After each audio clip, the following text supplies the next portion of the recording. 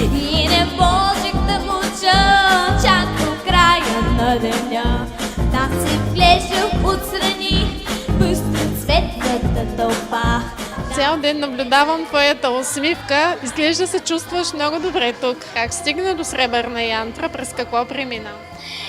Бях на един конкурс преди това, United Kids в София, и един от вокалните ми педагози каза: ти си за там, трябва да отидеш там задължително.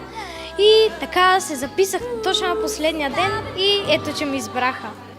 Аз съм на 11 години от град Перник, но хода на уроци при моят вокален педагог Ясен Зердев в Highlight Singing Academy. Гледах, че Михаела Филева ходеше в тази академия и ми стори, че 100% има професионализъм. Аз искам да се занимавам професионално с пеене. Ти знаеш ли, че Михаела Филева е всъщност възпитаничка на студио Румина и от Велико Търново? Не съм запознат, но знам, че е от Велико Търново. Какви изяви си имал до тук така, по-големи и награди?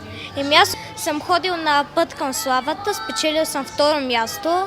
След това ходих на Вярвай, искай, можеш в Банкя и спечелих специалната награда на детското жури. И след това ходих на United Kids и сега съм на този невероятен конкурс, а именно Сребърна янтра.